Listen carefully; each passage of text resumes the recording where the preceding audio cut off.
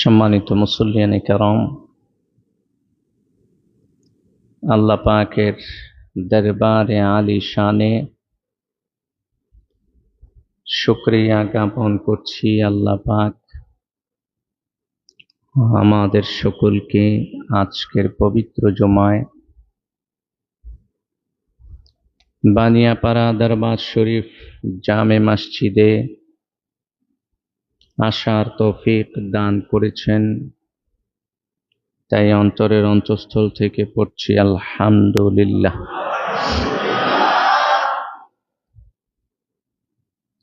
সম্মানিত হাজিরিন, আজকের পবিত্র জুমায় আমি আপনাদের সামনে গুরুত্বপূর্ণ একটি বিষয় নিয়ে আলোচনা করব ইনশাআল্লাহ। সম্মানিত ভাইরা, আমরা সবাই মানুষ জাতি।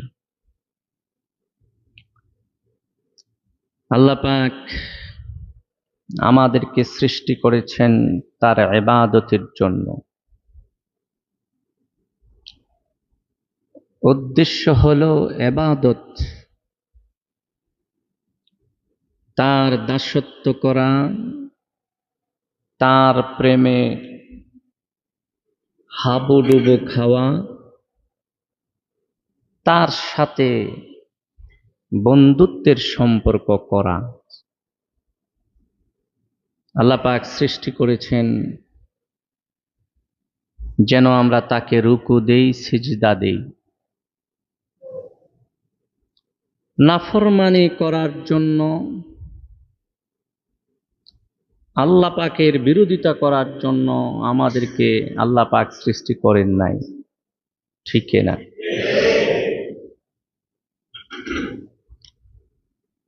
তাহলে আমরা বুঝতে পারলাম যে তার ইবাদতের জন্য সৃষ্টি করেছেন, গুনাহ করার জন্য আল্লাহ সৃষ্টি করেন নাই। তারপরেও তো আমাদের থেকে গুনাহ হয়ে যায়, হয় না? ইচ্ছায় অনিচ্ছায় আমাদের থেকে গুনাহ প্রকাশ পায়। তার কারণ হচ্ছে আমরা মানুষ বড়ই দুর্বল। খলিকাল ইনসানা যায়ীফা, মানুষকে আল্লাহ দুর্বল করে সৃষ্টি করেছেন। আল্লাহ পাক